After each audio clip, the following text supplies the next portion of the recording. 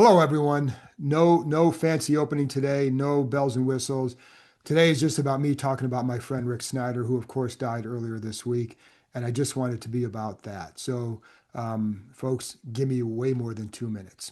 So, I just wanted to go over what Rick meant to me and meant to a lot of people. And I think I'm speaking for a lot of people when I talk about this because my experience was not unique. It's just that it was my experience, but I know I represent many when I share my words and what he meant. And, nobody's universally beloved. I've learned that, but he was very, very well liked and respected, and certainly by me, absolutely beloved, and so by a lot of people as well. So um, I just want to go over a few things with him, why, and just so people know who Rick was, and maybe even share some memories of him as a reporter that maybe you didn't know because some of the stuff he did, his best stuff was a while ago.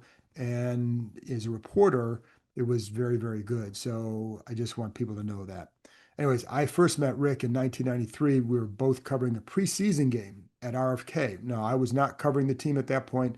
I was there for the journal newspapers. If you remember that, it was a suburban daily around DC. Excuse me. I was there to write a story on Eric Metcalf, who was an O'Connell high school graduate, so he was a local guy playing for the Browns, and Rick was there, just freelance assignment, or he was freelancing, I believe, for the Washington Times at the time, but he also did a few other things. So, but we met. We were sitting in the auxiliary press box at RFK. So you have the main press box, which is like a baseball press box, so behind quote unquote home plate, and then you have the auxiliary one, which is way up top at the top of the stairs, in the upper deck. And not the easiest place to get to, especially after a game or before a game or after a game going down in the locker room. But we sat up there and again, preseason game. So what we shared is a really good conversation, sat next to him, enjoyed the heck out of it and clicked right away. But then we also shared at halftime, like greenish hot dogs and then warm Coke. And it was brutal. So that was my introduction to him, but it was the start of a very, very, very long friendship. Now, we didn't become really good friends until like a next year. By the next year, I was starting to cover the team. The Journal decided they wanted to do it, tapped me to do it, and Rick was out there as well, and he covered the team for the Washington Times for a long time, and was very, very good as it was a very good reporter for sure. Um, at the time, I was the youngest guy around, so I learned a lot. Like I didn't have a lot of. It was hard to get a lot of guidance from the paper because nobody had been doing this. So I had to seek outside advice or just watch the people outside, people like Rick, David Elfin, Paul Woody, Jim Dusabella, Warner Hessler. If you remember those names, like those are names that they helped raise me. The reason I'm here is because of them and what I learned from them. I take something with each person along the way. That's why I'm representing a lot of what I learned from them over the years. And I had a ton of respect for all of them, for sure. And then many others along the way, but that was the group when I first started. So I admired Rick as a reporter, and the things I discovered about him early, but also through the years, is the resiliency that he had and how you have to fight back. So if you get beat on a story, what's your response to it? Like you can't sit there and wallow. How do you fight back? So if the Post had something, he had to counter punch with something else. And he would try to figure it out the next day so he could kind of get right up off the mat and swing. And he was competitive, for sure. And he did not like, he was not, he wanted to beat the Post at all costs. And so that was always something I knew. Very, very fierce with that he was. I always felt he'd be a good union boss. And I think it's what made him a very good reporter.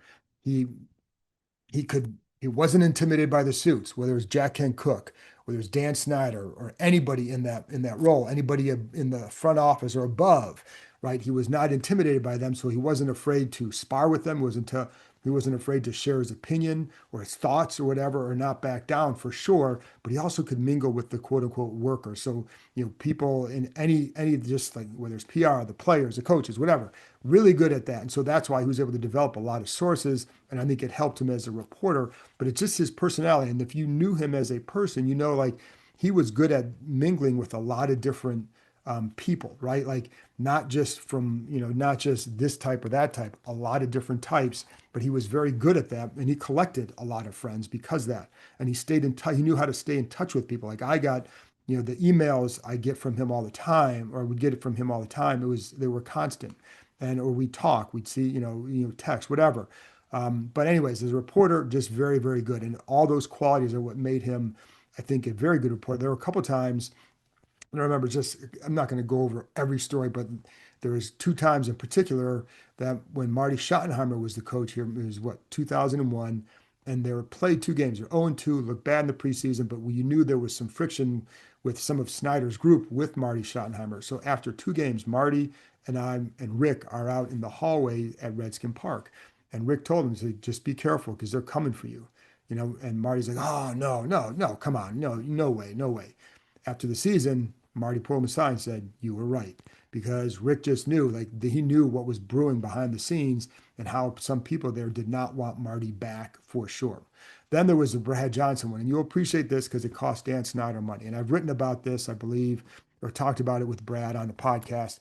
But so Rick and I are sitting there talking to Brad after a practice. He's leaving the facility, and Rick told him, "Hey, and this is going into the last game of the year in 2000. Brad Johnson knows that he's not coming back." So at that point, he's like, "Okay," and Rick told him, "Hey, did you know Larry Centers has a $250,000 bonus if he gets X number of catches in this game?" And he's like, "Oh, didn't know that." So they they go out and play the game. Larry Centers gets the exact number of catches he needs. Now, it was kind of funny because they weren't going anywhere. There was last game of the season, North Turner had already been fired, so they weren't going anywhere. So you could kind of not screw around, but you could get this guy his catches. But there were like screens and stuff to him just to get him the catches. Brad was out of the game when Larry caught the pass that got it, but the team was well aware of that incentive. Now, maybe they would have been aware of it otherwise, but I know like the way Brad reacted, and I remember he did not at the time, he did not know. Now I think, yeah. Anyways, but that 250,000 that went to Centers to me started with Rick pointing this out. Now I'm sure Centers was well aware of it, and he may have told them guys like to help guys get money, but in this case, like he definitely made sure that people were aware of that. During the sale of the team from Cook to Dan Snyder, Rick was on top of that. Like he was, in fact, it's funny because he got along pretty well with Dan Snyder throughout that, like, because, and they would call him, they would call him and say, "What do you think of this? Like, what do you think?" Analyzing the situation for them. But he was really good at understanding that whole process and how it would go. And he was very good at the BS detector. Like when, just figuring out what were lies, what were truths, et cetera. And so now the funny thing is after that, Dan Snyder did not like him because Rick wasn't afraid of him. And Rick would punch back or just write stories that needed to be written that didn't always paint Dan Snyder in a good light. And as you know, that wasn't hard to do. At the time, fans were clinging to him as a beacon of hope because young, aggressive, and all that. But behind the scenes, you knew there were issues. And Rick was not afraid to point them out, or at least when something was negative, to say something about it or to write about it. So he stopped covering the team in the early 2000s because he had a heart attack. And after that time, he became a columnist for the Washington Examiner. That's where I was at as well. So we were together, and like it was very fun for me because I had someone smart to bounce things off of, and he would be out there writing I'll be out there writing my stories, being a beat reporter, and it was very helpful for me to just again learn some more from him about various things, and he might hear things, and it could help me. And then we stayed like that until it was what 2013 when the Examiner announced that they were going to go only national politics. So we both kind of went on different paths, but we remained close. And part of that too is we had a deep connection from work, but also personal. Like, I attended the one of his daughter's weddings in Southern Maryland, and just like we were close like that, right? Exchange, Christmas cards, blah blah blah. Always the first Christmas card I got, and it's funny because I saw a Christmas card ad already, and it choked me up because I knew the first card I would get would be from Rick, and so like all those things. But we worked for, if there's a publication Command Pass. Well, it used to be Command Post. It used to be Warpath. It used to be Redskins Illustrated, but then the team kind of came after and said, "We'll sue you if you don't change it." So it get changed to Warpath. But we worked for that. I took over for Rick as editor after he had his heart attack, but he remained doing stuff. But like that was a great opportunity for me because it just kind of it kept me ingrained, or it deepened my involvement covering this team. And I think it really helped me dig for more and more stuff and to get more and more insight so you could pass it along to everybody else. And so those kind of things to help. We did a couple books together. One was Hail to RFK. That was the first one. So just a little story on that. I remember being at my younger brother's law school graduation. I thought to myself, I haven't done a damn thing, and this kid's already graduated from law school. Good for him. But then I thought, what can I do? So it was going into the last year of RFK. I'm like, hey, maybe we should write a book on that. But it's already late May. How can this get done? The first person I thought of was like, who can help me get it done? It's Rick, because I always felt like he was a guy I could go to him with ideas and he would know, okay, you want to do this? Well, then we got to do this. Let me check this. And he was able to handle all that stuff. And it was great.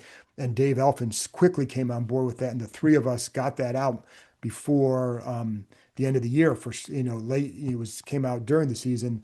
And then for the last game of the year, it went gangbusters. So just a very fun project, the three of us doing that. Then we also did America's Rivalry, which was about Redskins Cowboys rivalry. And so that was a lot of fun as well. So, but it's just like that, those things deepen your ties for sure. And again, I always remembered how resilient he was, not just as a reporter, but in his life. And he has a heart attack, he gets back up, he does this. Like, okay, you can't do this. What's next? He was needed to replace some of the money he lost as a reporter when you're freelancing as a columnist. Okay, what did he do? He became a real estate. He got a real estate license. He was selling houses. He became a tour guide. He became a very good tour guide. People requested him. They tipped him well. They wanted to be on him. I think some people loved being on. He loved when people would see him on his YouTube shows, but then book a tour because of that. So, and then he would talk about football, and he tried to do one thing I thought would be great with him is you do the tour of like going to pizza places and talking football. I think the timing was off, but I think that's something that would have been very popular as well. So, yeah, I remember when he was first starting, like he'd bring a bag of quarters to Redskin Park with him because he had to go. He had to he owned some vending machines, so he's taking those quarters to fill it up and then just to empty the vending machines. And so, but he always had something else outside there for sure. But it's because his philosophy was like he didn't wallow in whatever his situation was. If X happened, he was going to do Y. If Y happened, he was going to do Z. He didn't sit back and wait for things to happen. If a door closed, he'd go knock on another one and open it up for sure. So, and throughout all this, our friendship grew. You go through life situations. He had a lot of friends who died, relatives, whatever, just various life situations, but we always stayed close. And I owe a lot to him. I owe a lot to Rick. And he was the first one to tell me that, hey, you're doing a good job. Like that really, really matters. I've never forgotten that. And I've tried to pass it along. I know he still did that to other reporters. Pete Haley tweeted something the other day about notes that he sent him. JP Finley can tell you the same thing. Others can tell you that as well. He was he was competitive. He had a lot of pride, man. That dude had a lot of pride, and he could be stubborn with that pride. That's a good thing, right? But what he also was gracious with his compliments. He wasn't threatened by, okay, this reporter did this. Oh, what does it mean for me? That's not how he viewed it. It's like you take care of your job. You don't need to not so much worry about someone else, but if you're doing your job, then that's all you need to do. And somebody else can be doing a good job too, which I wholeheartedly agree with. Like this beat is big enough for a lot of different voices and people. And I could be doing a good job.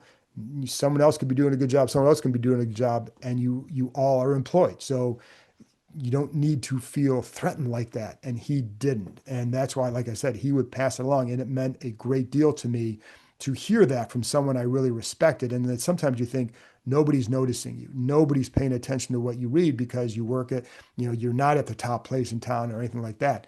But that stuff matters. You know why? Like this is almost 30 years later from when he told me that, and it still resonates to this day.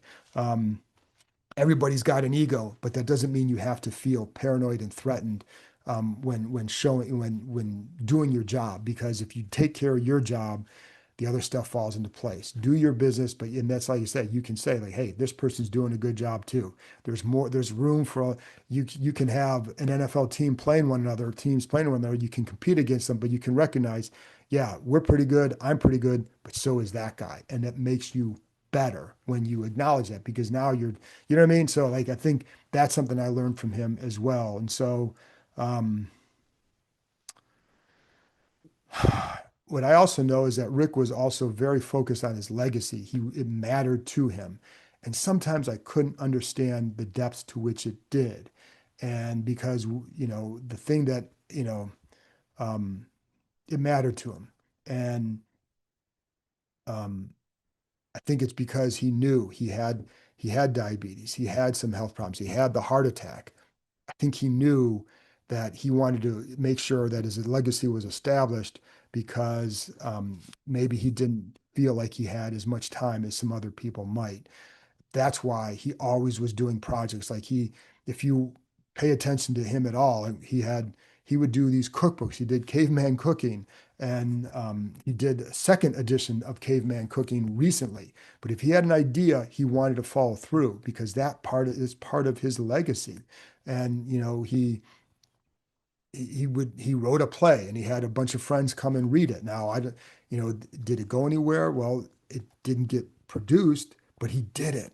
And that's what mattered. And he had friends over to read it and he enjoyed them. He was doing a series of 52 questions for God with his pastor. And like what I liked is he told me like he's not trying to chase the money. He's just like he wants to do projects that he wants to do that he likes. And I think there's a ton of value in that, and there's a ton of freedom in that too. Like he just wanted to do things you want to do and have it out there, right? It's always out there now. It's always out there. His part of his legacy is me. I mean, that's the bottom line. And I will always carry a piece of him with me and the lessons I learned, but just not just as a reporter, but as a person. He was deeply loyal to people, but he was a devout, devout, devout family man. His family all lives in Southern Maryland. He's got two daughters there and a wonderful wife, grandkids. Like that to me is the greatest legacy you can have. They're all there. They were very close and they looked up to him for sure. And he had a great sense of humor, and just I couldn't even describe all of that, but he had a great sense of humor. He would call me with the same joke, or he would tell me the same joke, and I would laugh every single time. He's like, "Hey, did you hear about the new pirate movie? It's rated R." And that I guarantee if he's laughing right now when he heard that because it got me every single time. Um, we would we would do these silly races when we were younger reporters. And it was just, listen, man, I was pretty fast back in the day. Rick was a heftier guy. He's not going to beat me in a race, but we do these silly things like we would be in Denver on the stairs going up at Mile High Stadium and we'd run to a certain spot. And of course I beat him. And then he'd keep running up there saying, I won. And he would get to points like, well, we weren't running to that, but it was just fun. Then the funniest one was one time we were at Redskin Park and it was late December. Man, when you get to late December and the team isn't very good, different conversations take place in that press room. And to this time it was, okay, where could we race from? Where would be a fair race to see who could win? And we decided at like I would start at the 33-yard line and he was supposed to start at the 22-yard line. I say supposed to, because that mother fricker cheated and he knows it. Um, so we had this arranged one day. It was like December. And let me tell you first, folks, it was stupid. And I'll tell you why in a minute. But it started with that. So he was supposed to line up at 22, I was 33. Well, he lined up at the 21. And I could see him like, well, maybe I can still get him here. And we got to the finish line. It was like this close. I think I won. Others think that maybe he won. It was close. There were players watching it. But what I don't know that I told them fully is when I crossed that finish line, my hamstrings went pop, pop. And I had to go out Christmas shopping that night. And I'm walking around like I've got some kind of board sticking in my back because the way I had to walk. But it all started with that. But that was a fun thing. And it was like over the years, it became a fun little story. I still maintain, well, he knows he cheated. So, and I know he's up there right now saying, yeah, yeah, yeah, I did. I probably did. I probably did. But it was just fun. And it's a memory that you always have. Anybody who saw it will as well. The emails, all the emails he sent, like he would, about anything, how much he loved Happy Gilmore 2, just trips he was taking, retirement. We talked a lot about that, and just his planning for it. And I would learn from him about what he and his wife did to see, okay, when you're ready for that, what do you need to do? I didn't think of this. I didn't think of that. The traveling that they did, the plans that he had, but he was really, really intent on squeezing a lot in.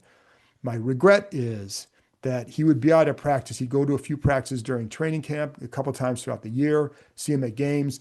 But when you're there, it's like you're so busy. And sometimes at practice, I'm so intent on watching the practice. Do you sit there to take time? It's hard, you're there to watch. I'm there to report.